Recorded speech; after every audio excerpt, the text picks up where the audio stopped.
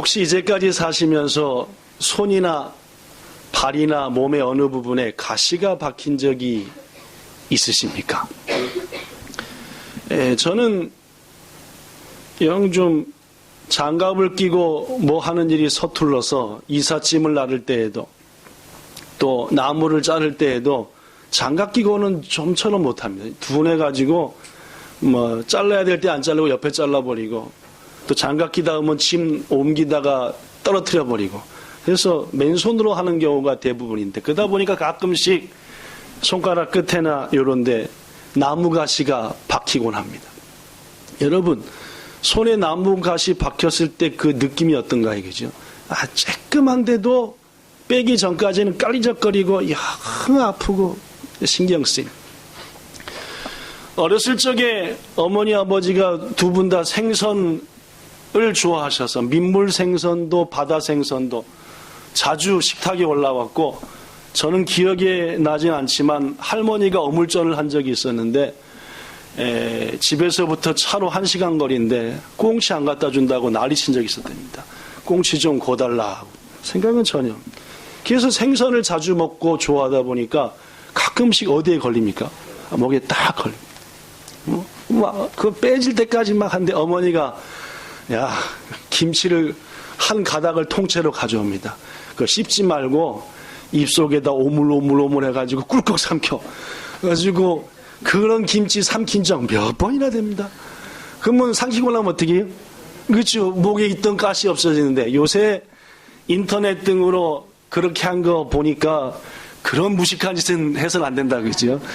가시가 내려가면서 식도나 이런 데를 상하게 하니까 계란 같은 부드러운 것을 넘겨서 그 부드러움에 내려가게 해야지 그 김치 갖고 남기는 것은 아주 목에 큰일 난다라는 그래서 요새 살아서 요새는 잘 목에 걸리지 않지만 계란을 먹으려 하고 생각 중입니다. 그렇습니다, 여러분. 이 가시라고 하는 것이 우리 몸의 어딘가에 박히면은 그 가시가 크지는 않지만은 그것을 뺄 때까지는 상당히 아프고 고통스러운 것이 사실입니다. 여러분이 잘 아시는 성경의 인물 중에 한 분도 이 가시 때문에 토개라고 하나 이거죠. 가시, 토개 때문에 무척이나 고생한 사람이 있습니다. 여러분이 잘 아시는 바울입니다. 바울이라고 하는 분은 여러분에게 많은 설명할 필요 없이 기독교 역사 속에서 매우 유명한 분입니다. 일단 신약 성경이 총 27권인데 그 중에 약 13권을 바울이 썼습니다. 그는 2000년 전에 당시 아무나 가질 수 없었던 로마의 시민권, 유대인임에도 불구하고 로마의 시민권을 가지고 있었습니다. 당시에는 굉장한 특권이었습니다. 어디 가더라도 나 로마 시민권자요 하면은 다 통하는 시대였기 때문입니다. 그는 스토아 철학에 능통했고 히브리 사상에 매우 밝았으며 여러 민족의 말을 자유롭게 구사했던 당대 최고의 석학 중의 석학이 바울이었습니다. 근데 그 바울은 그것으로 끝난 것이 아닙니다. 본래는 예수 믿는 사람을 잡아 죽이는 일을 했죠. 그때 이름은 바울이 아니라 사울이었습니다. 그러다가 예수 믿는 사람이 다메섹이라는 곳에 있다. 지금의 시리아입니다. 그죠? 요새 시리아 난민 때문에 난리가 아니죠. 그죠? 시리아의 난민들이 도저히 못 살아서 유럽으로 가가지고 독일, 폴란드, 특히 폴란드 같은 나라는 우린 더 이상 못 받아들이겠다. 난민들을. 독일은 우리가 과거에 잘못한 것도 많고 우리도 다른 나라로부터 도움을 받았으니 받아들이겠다 해가지고 유럽이 시리아 난민 때문에 난리가 아닌데 바로 그 시리아의 한 지역에 예수 믿는 자가 있다 해가지고 사도 사울입니다. 사울이 그 예수 믿는 자를 잡아 죽일 작정으로 가다가 한 언덕 위에서 예수님을 만나지요. 왜 너 그렇게 나를 핍박하느냐? 누굽니까? 네가 그토록 핍박하는 예수다. 그때부터 변화가 돼가지고 예수를 믿는 자를 잡아 죽이던 그가 예수를 믿는 사람들에게 복음을 전하는, 아니 예수를 모르는 자들에게 예수를 소개하는 사람이 되었죠. 비행기도 없던 시대에 목숨을 걸고 배를 수없이 타면서 유럽과 아시아를 몇 번씩 다니며 그의 남은 생 전체를 복음 전하는 데 힘썼던 사람이 바로 바울입니다. 근데 그 바울에게 뭐가 있었다고요? 네, 가시가 있었어요. 오늘 본문 고린도 후서에서 어느 누구에게도 밝히지 않았던 자신의 가시에 대해서 고린도 교회 성도들에게 밝힙니다. 그렇습니다. 그토록 강해 보이고 어떤 두려움도 없어 보였던 바울도 실은 남에게 말하지 못했던 커다란 고통이 자신 속에 있었다는 겁니다. 바울이 가지고 있었던 가시가 어떤 가시인지에 대해서는 오늘 본문은 전혀 말하고 있지 않습니다. 그래서 많은 성경학자들이 이 부분에 대해서 연구를 했습니다. 바울이 육체의 가시를 갖고 있다는데 그 가시가 뭘까? 가장 지지를 받는 것 중에 하나가 간질병입니다. 저도 제 생애 속에서 2번 간질병 환자와 가까이 지낸 적이 있습니다. 한 번은 고등학교 2학년 때 겨울 수양회를 산으로 갔는데 무척이나 추운 산이었습니다. 말이 기도원이지 천마밖에 없는 데인데 거기에 저랑 동갑내기 아가씨가 같이 갔는데 물론 여러 친구들이 갑자기 첫째 날 저녁에 꿍 소리가 나는 거예요. 꿍 해서 놀라서 딱 봤더니 그 여자애가 꽝 떨어진 겁니다. 빤듯이 떨어지던데 떨어져가지고 입에다 막 거품 물고 눈은 하얀져 보이고 하는데 얼마나 놀라는지 모릅니다. 같이 갔던 목사님이 얼른 안고 텐트 안으로 들어가가지고 아무도 오지 말라 해서 그것으로 끝이었는데 그 이후로 그 아가씨는 한 번도 보지 못했습니다. 너무너무 창피해가지고 훗날 들어보니까 우리랑 같이 못 오게 됐다. 참 안타까운 병입니다. 두 번째로 신학교 입학했는데 대학 졸업하고 군대 마치고 와서 신학교 1학년에 딱 들어가는데 3월 달에 개강을 하고 3월 말쯤에 갑자기 같이 입학한 저와 동갑인 여학생이 아다다다다다다다다다다 막 하는 거예요. 그래서 왜 저러는 거야? 이렇게 했더니 그분은 간질병인데 아까 그 고등학교 2학년 친구하고 또 틀리게 소리를 지르더라고요. 막 너너너너 하더니 옆으로 빡 쓰러집니다. 저도 그것이 간질일 것이라고는 생각도 못했고 왜냐하면 본 것이 딱 2번째니까 말입니다. 같은 동기생 중에 나이 많은 장로님 출신 동기생들이 얼른 감싸더니 막 붙잡고 기도해주고 그 한 20분쯤 지나니까 정신이 돌아오는데 모르던데요. 전혀 20분 동안 있었던 일을 본인은 모릅니다. 대신 한 가지 뭘 느낀지 압니까? 엄청나게 수치스럽게 생각해요. 그러니까 눈을 못 들어요, 우리한테. 그러나 우린 전부 다 신학생들이고 전도사, 목사가 되고자 하는 사람이어서 막 서로 기도해주고 안고 했더니 무사히 같이 졸업했습니다. 3년 동안, 4년 동안 공부해서 간질병, 무서운 병입니다. 그렇죠? 일단 본인 스스로 다른 사람한테 마음을 닫아버리는 병. 그래서 어떤 학자들은 바울이 아마도 간질병이었을 것이다 라고. 또 다른 학자는 안질이었을 것이다. 즉 엄청난 눈병. 여러분 눈에 다래끼 나본 적 있으시죠? 저도 왼쪽 눈을 먼저 백내장 수술했잖아요. 28살 때인가 29살 때인가 하여튼 굉장히 빠른 나이에 왼쪽 눈에 수술해서 지금 제 양쪽 눈은 전부 다 인공수정체고 눈이 제 눈이 아닌 거 여러분 다 아실 겁니다.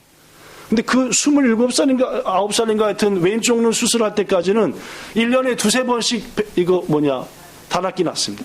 여러분 다래끼 난 경험은 있지만은 내가 다래끼 나면 남을 쳐다볼 때 어떻게 합니까?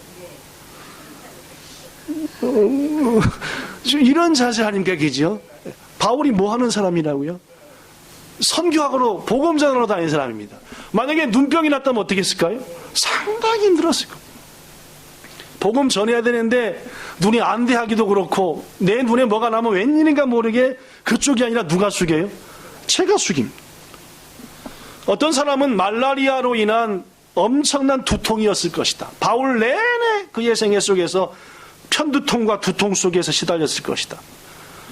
바울의 가시가 간질병이었을지 아니면은 심한 안질이었을지 아니면은 두통이었을지는 우리는 잘 알지 못합니다. 그러나 분명한 사실은 바울의 그 가시가 일생 내내 바울을 끈질기게 견딜 수 없는 고통으로 밀어 넣었다는 것은 분명합니다. 온풍기가 틀어진 거 아닌가요? 그죠?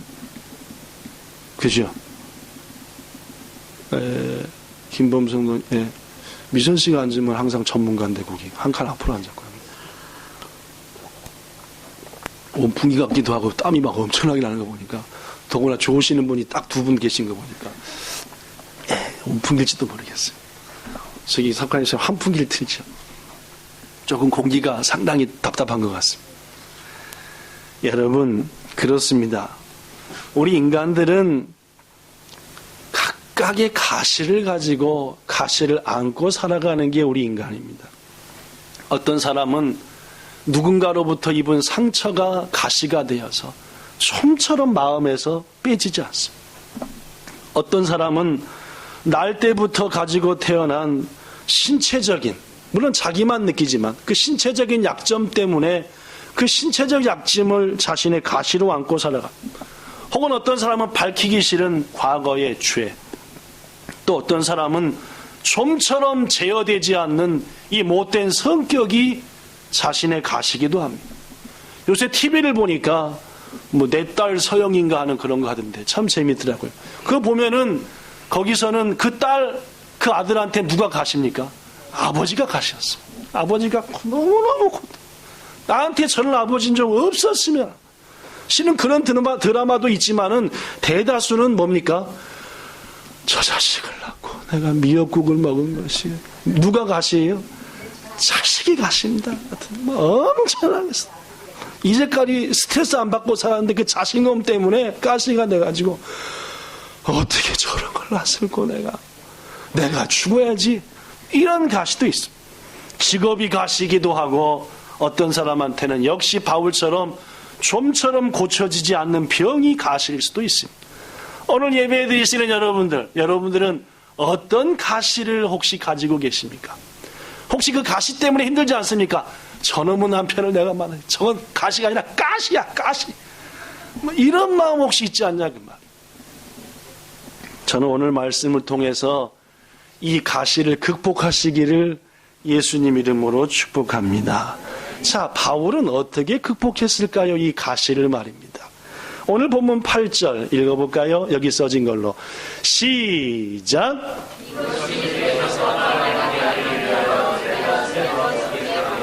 물론 여기서 이것은 뭡니까? 네, 자신의 가시입니다. 이 가시를 좀 내게서 떠나게 하려고 내가 3번을 간구했다. 여러분, 우리도 우리 속에 있는 가시를 좀 어떻게 좀 빼기 위해서 기도하면 될까요?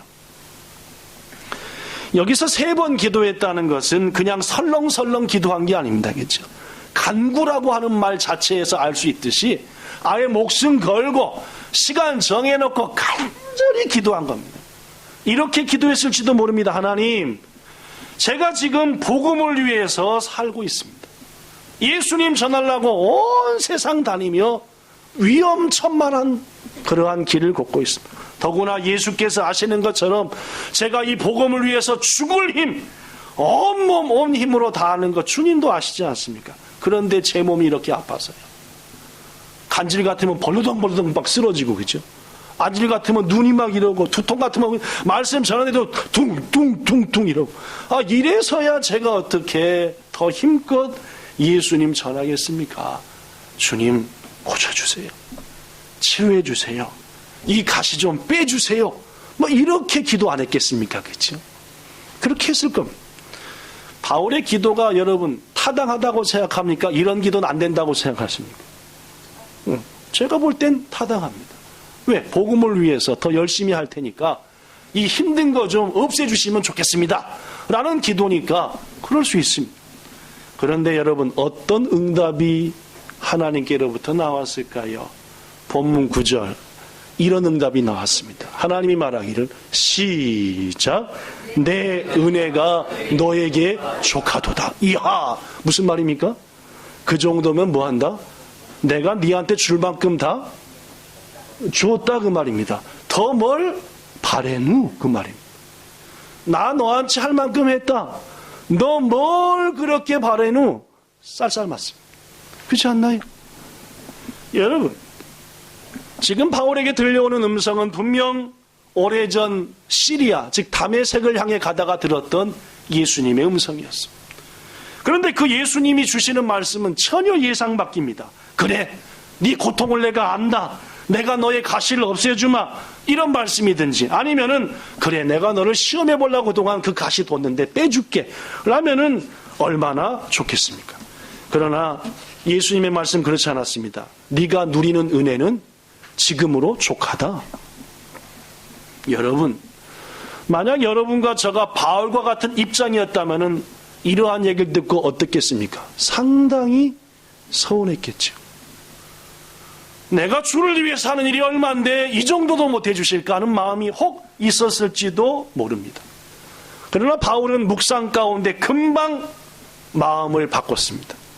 그래, 주님이 나한테 이 가시를 허락해 주셨다고 한다면 분명 여기에는 주의 뜻이 있을 거야. 그래, 가시에 찔리자. 이게 주의 뜻이다. 찔리고 또 찔리다 보면 언젠간 이 가시의 끝이 뭐 해야 되겠지? 무뎌지겠지. 그러면 그땐 좀 덜 아프지 않을까? 더구나 내가 약할 때, 가시에 찔려서 약해질 때 주님이 내 속에서 더 뭐해신다고? 강해지신다잖아. 그래, 가시에 찔리자. 여러분, 우리들이 잘 아는 보석 중에 하나, 진주. 그 진주는 조개의 견디기 어려운 아픔을 통해서 만들어지는 보석인 것을 우리가 알고 있습니다. 조개가 음식을 먹기 위해서 바닷속에서 입을 잠깐 버리는 순간 옆에 있던 모래알 하나, 티끌 하나가 조개 입속으로 쑥 들어갑니다. 조개한테는 모래가 뭐가 되는 겁니까? 가시입니다. 그죠? 따갑습니다. 여러분, 조개살 우리 먹어보고 하다시피 얼마나 부드럽습니까? 그죠? 거기에 날카로운 혹은 딱딱한 모래알이라든지 티끌이 들어갔으니까 조개가 얼마나 아프겠습니까? 아프지. 그 조개 속에 박힌 가시는 조개가 아무리 빼내려 해도 좀처럼 안 빼지고 조개의 살 속으로 조금씩 박혀 들어갑니다. 어느 순간부터 조개는 자기 몸을 핥히는 통증을 느끼죠. 아, 따가워! 아파! 조개는 그것을 이겨보려고 자기 몸에 있는 모든 진액을 막 해가지고 그 가시를 뭐합니까? 에워싸기 시작합니다. 너무 아프니까 온몸에 진액을 쏟아내가지고 그 가시를, 그 티끌을 에워싸지요. 안 아프게 하려고. 그래도 순간순간 그 가시는 누구를 찌릅니까? 조개 자신을 막 사자가 너무너무 아야! 그때마다 조개는 또 진액을 내보내서 싸고 결국 그 티끌은 서서히 사라져 없어지지만은 조개의 아픔, 그 조개의 고통, 그 조개의 눈물이 어느덧 아름다운 고체가 돼. 그것이 바로 진주가 아닙니까? 그래서 서양 사람들은 진주를 눈물의 보석이라고 한답니다. 왜? 누가 흘린 눈물? 조개가 눈물을 흘리고 또 눈물을 흘리고 또 눈물을 흘린 가운데 만든 보석이니까 로마, 특히 그쪽 지역에서는 조개는 눈물의 보석이다. 그래서 진주는, 제가 조개라 했던 거지. 하여튼 진주는 좀 그런 의미 있는 일을 할 때 꼭 하지 않습니까? 특히 일본 사람들은 장례식이라든지 이제 색깔 따라 하지 않습니다. 사랑하는 성도 여러분, 진주의 모습이 참으로 아름답습니다. 그러나 그 진주는 조개의 엄청난 고통의 진액들이 뭉쳐진 고난과 인내와 눈물과 아픔의 결정체다, 그 말입니다. 사랑하는 여러분, 그렇습니다. 오늘 본문의 사도 바울 역시 자신의 그 가시를 견디어내면서, 자신 속에 있는 가시를 견디어가면서 점점 진주처럼 아름다운 사람으로 변화된 줄로 믿습니다. 자, 그렇다면은 바울 속에 있던 가시는 아름답게 바울을 변화시켰다는데 두 가지 송이합니다. 어떻게 변화시켰을까요? 첫째, 본문 7절 읽어보겠습니다. 여러분 성경도 괜찮고 앞에 있는 스크린도 괜찮고 여러 계시를 시작. 여러 계시를 가는 것이 지금 이전으로 너무 가만하지 않게 하시고 내 육체의 가시 곧 사탄의 사자를 주셨으니 이는 나를 너무 가만하지 않게 하려 하십니다. 물론입니다. 바울은 말합니다. 여러 계시를 받은 것이 내게 너무나 크다. 성경의 인물 중에서 바울만치 놀라운 기적들을 체험한 사람들은 그렇게 많지는 않을 겁니다. 그토록 신비한 체험을 많이 했던 사도 바울이 고린도 교회 성도들한테 잠시 자랑을 합니다. 자랑이란 건 모르는 그 사람이 말입니다. 고린도후서 12장, 지금 여러분의 본문 편에 있는 바로 1절입니다. 뭐라고 말하느냐? 이렇게 말합니다. 무익하나마, 별로 중요하진 않지만 그런 뜻입니다.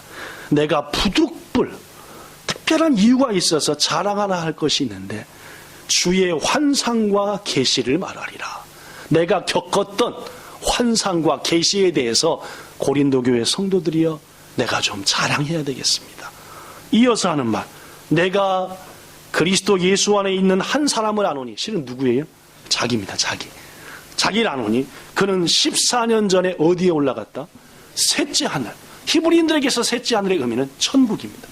내가 14년 전에 어딜 갔다 왔다? 천국에 갔다 왔다. 가로 열고 뭐라고 써졌습니까?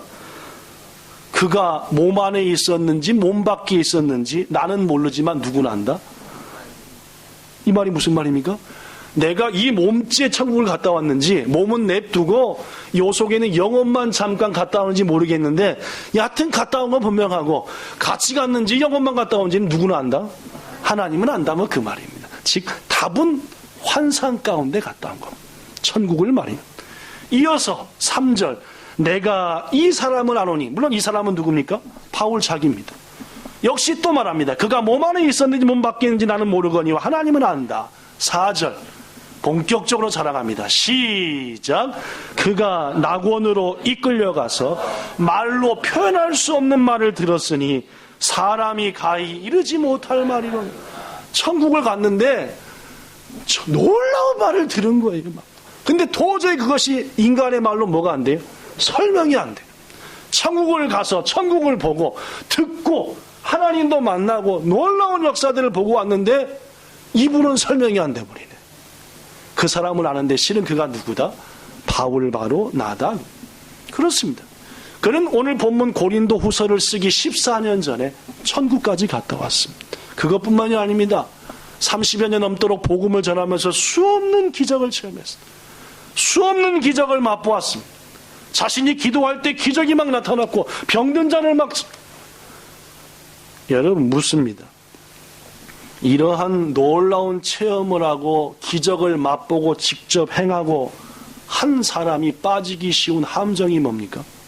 물론입니다. 교만이죠. 내가 천국에 갔다. 내가 병든 자를 고쳤고. 교만입니다. 우리 인간들은 다른 것에 있어서는 돌이킴이 어느 정도 가능해도 일단 한번 교만에 빠지면 대책이 없습니다. 오늘날 한국에 사이비 종교 교주들이 정말 많습니다. 그 사이비 종교 교주들의 대부분의 특징이 뭔지 압니까? 놀라운 체험을 한 거예요. 신비적인 체험을 한 겁니다. 그래서 결국 내가 뭐가 되죠? 하나님이 되자. 7년 전 통계지만 현재 한국 7년 전에 자칭 예수가 20명입니다. 어휴, 예수님. 내가 예수요! 하고 한 사람이 7년 전 통계는 몇 명이요? 뭐 지금은 좀 늘었을 것 같으시, 그죠? 한 30명 되지 않았을까? 왜 그렇습니까? 인간은 한번 교만해지면 아무도 못 말립니다. 한번 교만이라는 게 그 속에 들어가면 말입니다. 그렇습니다, 여러분. 하나님께서 왜 바울에게 견딜 수 없는 가시를 주었다고요? 그것은 그를 그 교만의 유혹으로부터 지켜주시기 위함이었다. 라는 것이 바울의 깨우침이었습니다. 사랑하는 여러분, 이런 면에서 볼 때 어쩌면은 손오공에 나오는 손오공의 머리띠가 그럴지도 모르겠습니다. 그죠? 머리띠인가? 머리띠인가? 머리띠? 아, 모르시는구나. 아, 없던 얘기를 하겠습니다. 네. 이 삼장 목사가 말 안 되면 부리부리 하면 머리 하는 없던 일로 하겠습니다. 네. 사랑하는 여러분, 우리들 역시도 제가 가끔 얘기한 대로 가장 빠지기 쉬운 것이 교만입니다. 영적인 교만은 대책 없죠. 특히 영적인 교만 중에 하나가 난 다 압니다, 목사님. 난 다 기도해봤고요. 나도 성경 읽어만 읽어봤습니다. 하는 영적 교만. 그것은 정말 문제 중에 문제입니다. 재능적 교만도 문제죠. 넌 그것도 못하냐? 이게 재능적 교만입니다. 나는 다 하는데 넌 그것도 못하냐 그 말은. 아니 그 사람이 그걸 할 수 있게 태어난 거고 그 사람이 그거 잘 못하는 겁니다. 그죠? 근데 재능적 교만은 그것도 못해? 제가 우리 아들, 딸을 수학을 안 가르치는 이유 중에 하나가 그냥 가르치는 순간 3분도 안 돼서부터 뭐라고 그래요? 야, 너 그것도 못하냐? 그럼 큰일 나는 거죠. 그 다음부터는 뭔지 다 의상하는 거니까. 생각의 교만도 마찬가지입니다. 여러분 중에 한 3분 있는데 저 자식 참 저차원이야. 나는 니보다 훨씬 고차원적으로 생각한다는 말이죠. 예, 이른바 생각의 교만. 어떤 사람은 지식의 교만이죠. 그것도 모르냐? 아니 사람이 다 알고 지내니까 그죠? 여러분과 제가 아는 거 우주에 존재하는 거 1%도 모르는데 그거 가지고 전부 다 아는 줄 알고 옆에 사람 모르면 그것도 모르냐? 이른바 지식의 교만. 물질의 교만도 만만치 않습니다. 좋은 가방 자랑하고 다니고 돈 조금 있다고 뻐기고 다니고 차 좀 큰 거 탄다고 뻐기고 이른바 물질의 교만. 사랑하는 성도 여러분, 이 교만으로부터 우리를 건져내시고 깨트리시기 위해서 하나님은 여러분과 저에게도 가시를 주신 줄로 믿습니다. 세계 3대 부흥운동이 있다 했습니다. 한국에 1907년도에 있었던 대부흥운동이죠. 그다음에 미국에 있었던 조나단 에드워즈의 대각성운동. 이거보다 더 먼저 있었던 대부흥운동은 영국 웨일즈에 있었던 그 부흥운동입니다. 그걸 주도했던 사람이 요한 웨슬리 목사님. 이 요한 웨슬리 목사님이 88년 사셨는데 평균을 딱 내보니까 88년 생애 속에 하루 평균 32km 동안 전도여행을 했대요. 32km를 걸어다녔습니다. 몇 리입니까? 80리. 80리를 걸어다녔습니다. 리라는 개념이 그죠? 32km를 여기서 신주쿠를 3번쯤 왔다 갔다 해야 될까? 2번 왔다 갔다 하면 될까? 하여튼 멉니다. 그죠? 더구나 그는 하루 3차례씩 평균 설교했답니다. 요새 설교가 30-40분인데 그때는 2-3시간이었습니다. 하루에 32km 걸어 3번 설교해 그리고 매일 2시간씩 기도해 살아생전 쓴 책이 200권 수많은 일들을 했습니다. 아무리 계산해봐도 잘 안 나와요. 24시간인데 언제 자고 집은 언제 갔을까? 그런데 그분에게도 가시가 있었습니다. 바로 누구냐? 부인이었습니다. 웨슬리 목사님은 미국에서 한번 결혼해서 실패했습니다. 그리고 영국 고향 땅에 돌아와가지고 겨우 재혼했는데 그 아내가 소크라테스의 아내 크산티피라는 여인과 더불어 세계 2대 악처입니다. 얼마나 싸나운지 지금까지 우리가 얘기를 다 하지 않습니까? 엎어놓고 패는데 이거 뭐 도저히 방법이 없어요. 여러분 자, 부인한테 만나고 생각해보십시오. 엎어놓고 그러면 보통이 아니에요. 집에 들어가면 바가지에 얼마나 들어가는 순간부터 따다다다다다 하고 막 패고 막 딱 얼마나 괴롭겠습니까?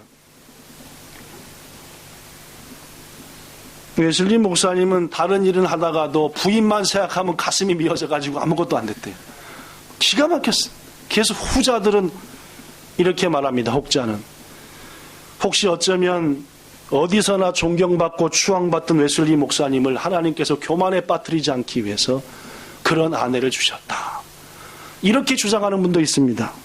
그 아내와 날마다 싸움을 하고 맞아야 되니까 집에 가기가 싫어졌고 결국 32km씩 댕기면서 전도했다. 또 어쨌든 간에 하여튼 그분한테는 이런 가시가 있었고 이런 삶을 살았다는 말입니다. 사랑하는 성도 여러분, 우리들이 가진 가시가 우리들을 교만으로부터 지켜내고 오히려 우리를 겸손하게 만들고 오히려 우리를 더욱더 위대하게 만든다면 그것은 가시가 아니라 자랑인 것을 믿으시기 바랍니다. 여러분에게 지금 얼마나 힘들게 하는 가시가 있습니까? 이거 좀 빼주세요가 아니라 이 가시는 나의 뭡니다? 자랑입니다. 두 번째, 바울의 가시는 본문 9절에 이런 말이 있습니다. 아까도 몇 번 읽었던 말이지만 빼주세요! 해주세요 하고 3번을 기도했더니 예수님 말씀이 내 은혜가 너한테 족하다. 이어서 하는 말이 이는 내 능력은 약한 데서도 강해진다 라고 했습니다.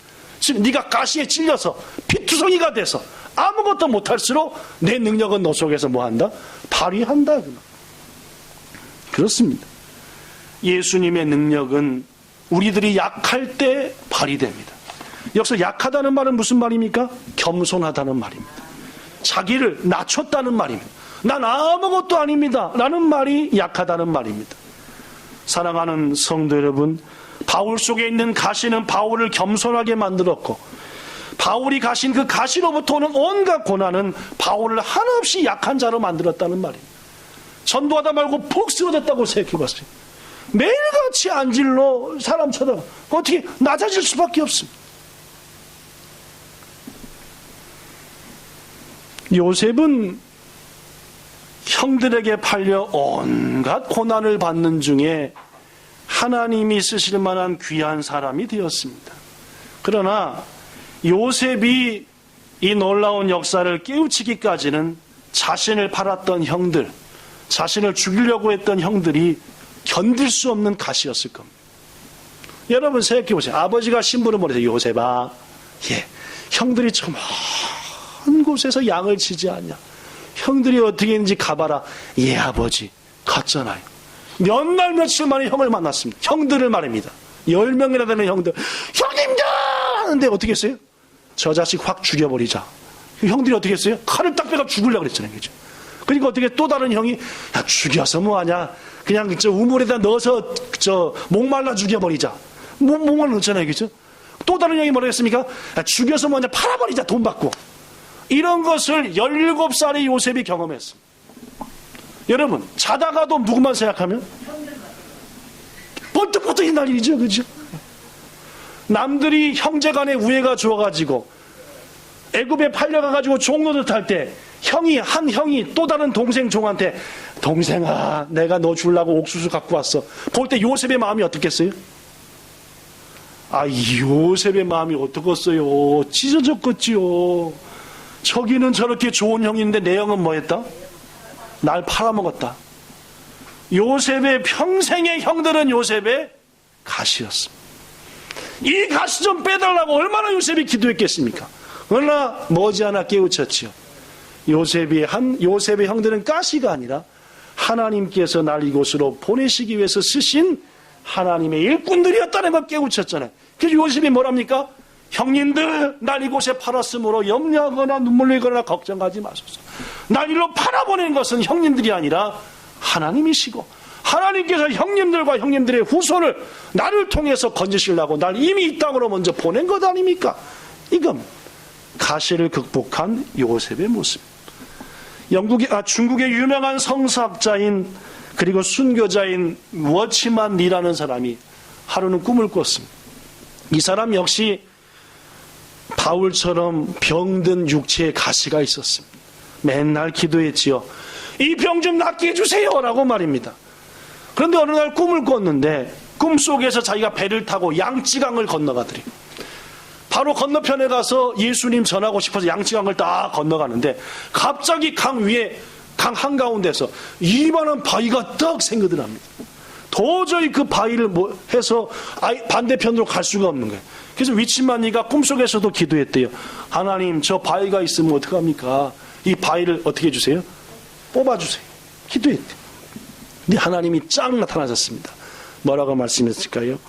이렇게 얘기했대요. 위치만이야, 바위돌을 뽑아서 옮겨주랴. 강물이 크게 불어서 그 바위돌 위까지 넘쳐 그 배가 바위돌 위로 지나가게 해주랴. 꿈속에서 곰곰이 생각했대요. 빼는 게 좋은가? 물이 불어가지고 바위돌을 짜식 하면서. 여러분 어느 쪽입니까? 빼는 게 좋습니까? 물이 불어서 바위돌 위로 지나가는 게 좋습니까? 지나가는 게 좋습니까? 위치만이도 그랬대요. 지나가게 하소서 했더니 물이 쫙 불어가지고 그 바위 큰 위로 배가 둥둥 떠서 물속에 보여줘. 바위가 그죠? 지나가 딱 깼답니다. 위치만이가 깬 다음에 이렇게 말했대요. 주님 더 이상 바위돌 같은 내 가시를 뭐 해달라고? 빼달라고 기도하지 않겠습니다. 이제는 주의 은혜의 강물이 내게 많이 넘쳐서 내게 어떤 방울돌 같은 가시라도 그 위를 뭐하겠다? 둥실둥실 떠가는, 넘어가는 그런 자가 되기 원합니다. 사랑하는 성도 여러분, 여러분들도 가시를 그렇게 정복하기를 축복합니다. 주님이 주시는 가시는 누구한테만 있는 것이 아니, 누구 나에게나 있는 것이 아닙니다. 오직 주님이 사랑하는 사람한테만 그 가시를 줍니다. 그러므로 그 가시를 빼어달라고 기도하기보다는 그 가시를 주신 하나님께 뜻을 구하고 은혜를 구하는 것이 옳지 않겠냐 그 말입니다. 끝으로 제가 존경하는 목사님 하나 소개하고 말씀 끝내겠습니다. 그쵸? 이제 1시 돼가잖아요. 조금 길었잖아요. 그죠? 자, 이제 끝나는 시간. 이상근이라고 하는 목사님입니다. 한국의 대표적인 성경학자입니다. 유명한 성경학자입니다. 이분이 쓴 신약 성경 주석, 그러니까 신약 성경 한 절을 쓰고 이게 무슨 뜻이다고 쫙 설명을 달고, 마태복음 1장 2절을 쓰고 이게 무슨 뜻이다고 딱 설명, 이걸 주석이라고 합니다. 쉽게 써요, 어렵겠어요? 쓰는데 말입니다. 쉽지 않겠죠, 그죠? 어렵습니다. 한 절 쓰고 밑에다 그 뜻을 쭉 쓰고, 그러니까 성경책보다 훨씬 두껍겠죠? 몇 배나, 그죠? 예. 그 주석을 쓴 분입니다. 대단한 분입니다. 16살 때 동네에서 놀다가 뭘 잠깐 밟은 것 같은데 발이 따가워 한 거예요. 발이 너무너무 아파. 걷기도 어려울 정도로 아파. 집에 돌아가가지고 엄마 이거 걷기도 어려워. 이거 너무너무 아파. 그래? 병원에 가보자. 병원에 데리고 가는데 당신은 엑스레이가 없던 시대입니다. 하도 오래 시골 병원에는. 그래가지고 의사가 이렇게 만져보더니 피도 안 나고 뭐 상처도 없고 야, 뭐 괜찮은 것 같다 하고 지금. 근데 누구는 괜찮아 안 괜찮아요? 본인은 너무너무 아픈 거예요. 결국 학교에 다닐 수도 없어서 집에서 공부를 저걸 하고 어디 나가서 놀지도 못하고 매일 고통스러워. 본래부터 믿음이 있었던 이상근이었기 때문에 이제 대구뿐이어가지고 대구 달성공원에 큰 느티나무가 있대요. 그 느티나무 앞에서 기도를 많이 했는데 갔답니다. 그래가지고 대구 달성공원 느티나무 앞에서 주님 내 몸에 가시가 있는 것 같은데 뽑아주세요. 그러면 성경은 많이 읽었으니까 뽑혀 안 뽑겠어요? 뭐 뽑힐 리가 없죠, 그죠? 뭐가 있는지도 모르니까. 급기야 발이 아파서 전혀 출입도 못하고 40일 작정기도 했지만은 그 가시는 안 뽑아지는 것 같고 결국 학교도 못 가고 집에서 검정고시 보고 어느 날 어머니가 좋은 약 갖고 왔다고 뭘 붙여줬는데 그것이 도져가지고 그나마 쓰던 발도 못 쓰게. 거의 검정고시로 바깥 출입은 최소한 줄이면서 신학교도 가고 간신히 옆에 사람의 도움을 받아서 공부하여 졸업하게 되었습니다. 목사님이 되었지만 다리가 그러니 어디 갈 수가 없잖아요. 그렇죠? 그러니까 매일 하는 일이 집에 앉아갖고 뭐만 있는 거예요? 성경 읽고 성경 외우고 성경 연구하고 맨날 그거만 했어요. 그러다 은퇴했대요. 60년이 지난 어느 날 은퇴한 다음에 어느 의사가 목사님 발이 그렇게 불편하신데 원래부터 그러셨어요? 한 16살 때부터 그랬어. 뭐가 어디 했는데 듣고 보니까 의사가 이상해. 아니 날 때부터 아니 16살 때부터 그러셨다? 뭘 아프셨다? 이상하다 해가지고 저 목사님 병원에 좀 오시면 안 돼? 갔습니다. 엑스레이를 찍어봤더니 뭐가 있었대요? 1.5cm짜리 두꺼운 철사가 있었대요. 발 안에 말입니다. 근데 아무도 몰랐던 거예요. 당시 의사는 그걸 알 만한 실력도 없었고 말이에요. 뺐답니다. 어떻게 됐을까요? 편안하게 걸을 수 있게 되었대요. 그 후로 이상근 목사님은 만나는 사람마다 그 철사 가시를 보여주면서 이 철사가 나로 하여금 오직 성경만을 보고 성경만을 연구하게 만들었습니다라고 자랑하고 다녔답니다. 유명한 얘기. 결론의 말씀드립니다. 사랑하는 여러분, 오늘 말씀을 듣는 순간, 아니 혹시 이번 한 주간 동안 여러분에게 어떤 가시가 느껴지실 수 있습니다. 아, 내 가시는 그거구나. 저놈의 자식이든지 그거든지 내 못된 성품이든지 부모든지 뭐든지 말입니다. 그것만 생각하면은 어떻게 해야 되는가 한숨만 나오는 그거 있을 수 있습니다. 사랑하는 여러분, 그러나 그 가시를 그냥 받아들이시기 바랍니다. 그 가시에 그냥 찔리시기 바랍니다. 찔려서 아파하시고 몸부림치시기 바랍니다. 물론 고통스럽습니다. 하지만 그 고통은 그냥 고통이 아닙니다. 우리를 복되게 하는 고통이요, 우리를 겸손하게 만드는 고통이요, 하나님의 능력이 우리 속에서 더 발휘하게 만드는 고통일 줄로 믿습니다. 우리들이 가진 가시야말로 분명 조개를 괴롭히는 하나의 모래알이 될 것입니다. 우리는 분명히 압니다. 그 성가신 모래알이 그 조개에게 놀라운 진주를 선물했다는 것을 말입니다. 우리들이 가진 가시는 지금 너무나 힘들고 어려울지 모르지만은 분명 머지않아 여러분과 저 속에 아주 영롱한 진주를 만들어내게 될 줄로 믿습니다. 우리는 언젠가 고백할 겁니다. 이 가시가 나를 행복하게 했습니다. 이 가시가 나를 겸손하게 했습니다. 이 가시가 오히려 내 힘이었고 저에게 복이었습니다. 이 가시는 저의 자랑입니다. 제 가시를 보세요. 예수님이 함께 하셨던 은혜의 흔적이 아닙니까? 라고 말입니다. 이런 은혜를 체험하신 여러분들 되시기를 예수님 이름으로 축복합니다. 좋으신 하나님, 인생을 살아가면서 견딜 수 없는 가시들이 우리 속에 있습니다. 어떤 가시는 금방 빼져서 아우 시원해 하지만 어떤 가시는 팍 박혀가지고 처음처럼 안 빼져서 왜 이렇게 안 빼지는 거야? 우린 믿음을 가졌기에 주님 앞에 작정기도까지 하면서 이 가시 좀 빼주세요 라고 합니다. 그러나 주님, 어떤 가시는 우리를 성장시키고 우리를 겸손케 하고 우리 속에 우리의 인생을 진주처럼 만드는 그 놀라운 일을 하는 가시가 있는 것을 압니다. 우리 본향의 성도들 아파만 하지 않게 하시고 내 속에 아름다운 진주가 만들어지고 있음을 감사하며 우리의 인생을 진주처럼 영롱한 아름다운 보석을 만드는 인생으로 만들어가는 우리들 되게 하옵소서. 예수님 이름으로 기도드리옵나이다. 아멘.